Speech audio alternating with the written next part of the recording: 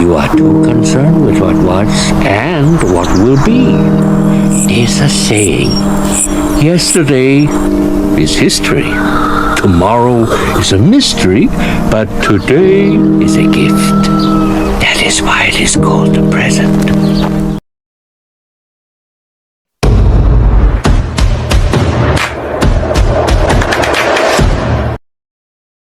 Good day everyone! We are Group 4 from the SBA Marketing 2C. And today, we will discuss about the importance of science and technology in the society of the Philippines throughout the years.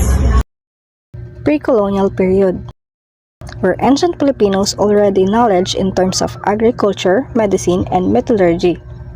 They utilize tools from bamboo wood and stone, while they use plants and herbs for their medicine. Spanish period.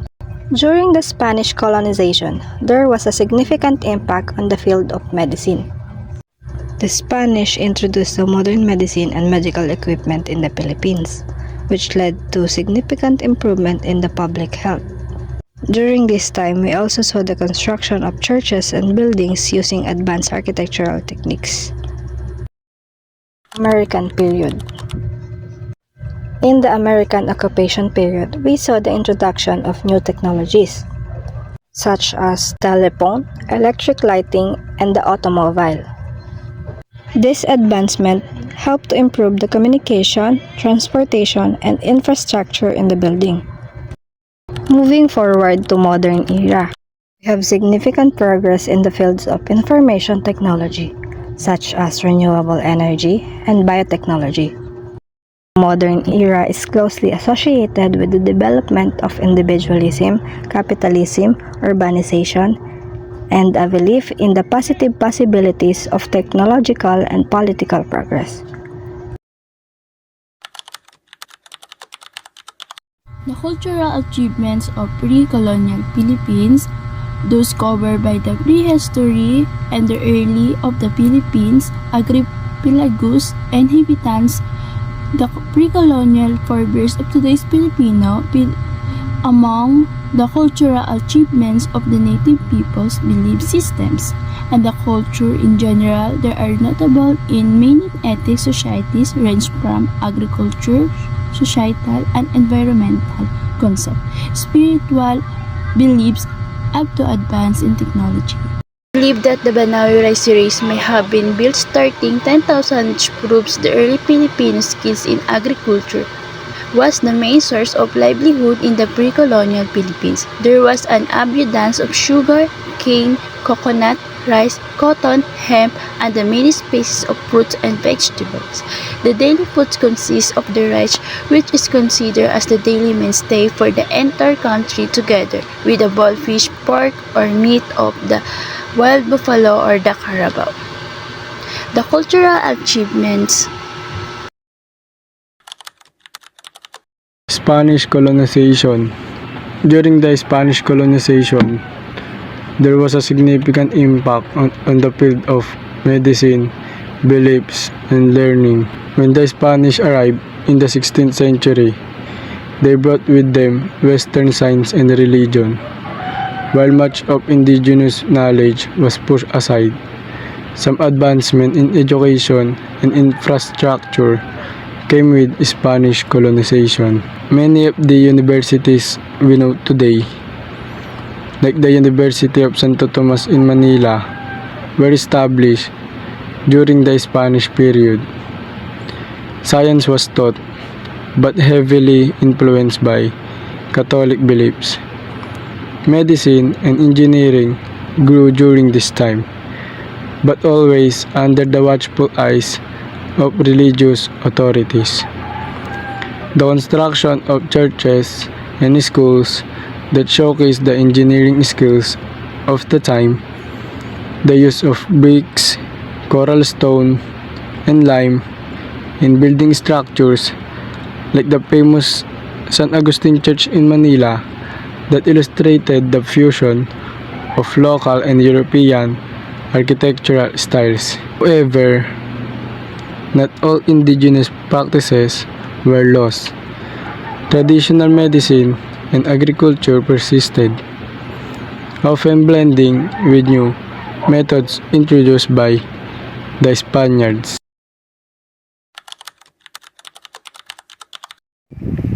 Today, I will discuss about the contribution of American period to the science and technology in the Philippines. Now, I will discuss about American period. American period.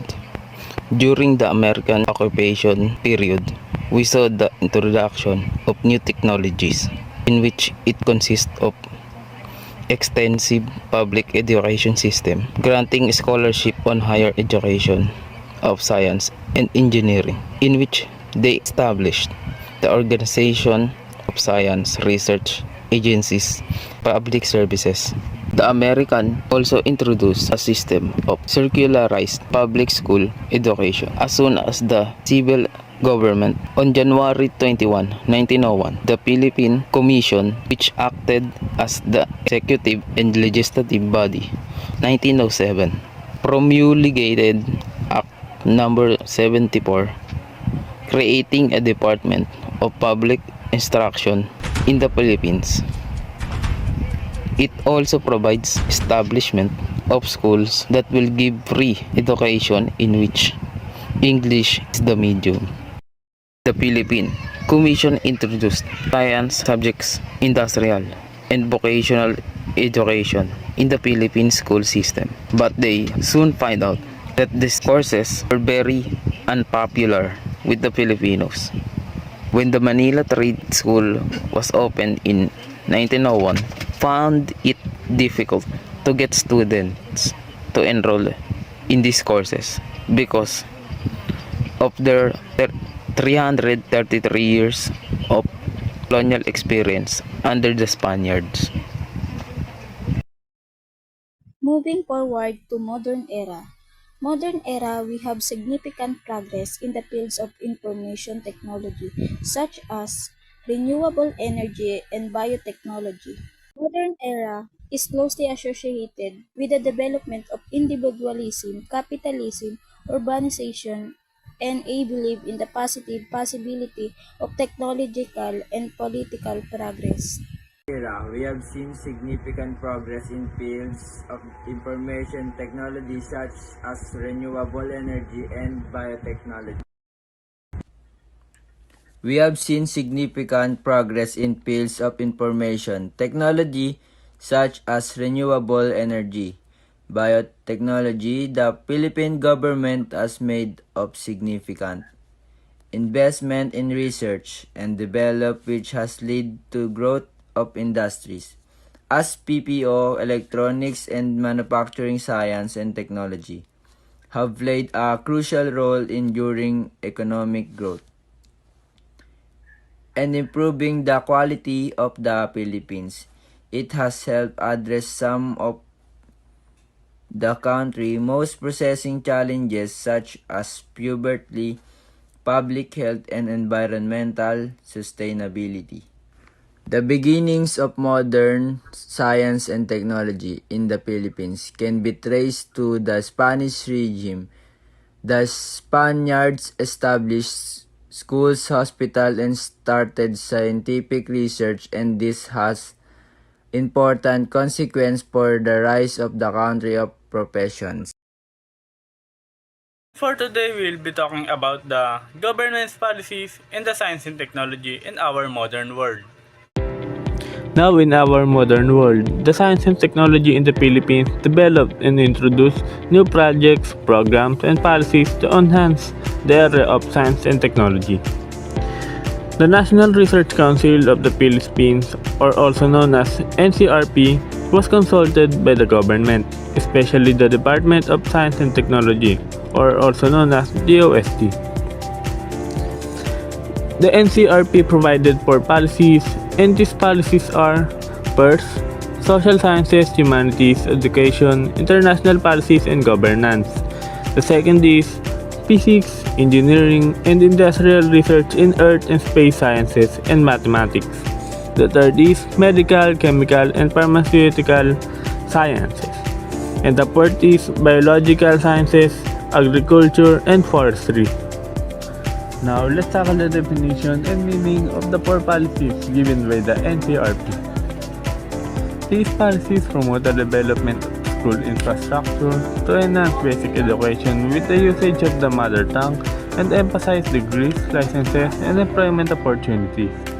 These policies also encourage creating an education council dedicated to standardization of pharmaceutical services and care, helping the development of medicinal drugs to enhance further. Addition to these policies is it promote protecting and conserving biodiversity, knowledge indigenous people's knowledge, and their conservation. Lastly, is it promote the security of food and formulates common food and safety standards. The primary goals of the Philippines government science and technology programs are to increase the country's scientific workforce, improve economic and national security, and foster technological innovation and economic expansion. The aim of these policies is to equip the people of the nation to live in a scientifically driven world and to satisfy the demands of a technologically advanced world.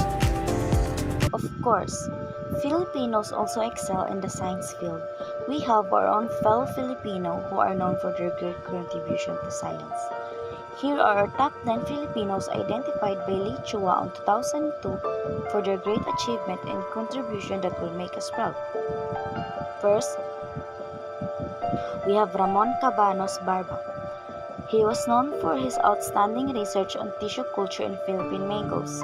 Next, we have Josefino Cacas Comiso for his works on observing the characteristics of Antarctica by using satellite images. On the third spot, Jose Behar Cruz Jr., known internationally in the field of electrical engineering. He was elected as officer of the famous Institute of Electrical and Electronic Engineering. Fourth, we have Lourdes Hansoy Cruz, notable for her research on sea snail venom. Sea snail venom is found to produce insulin, which is 2 times faster than the human insulin.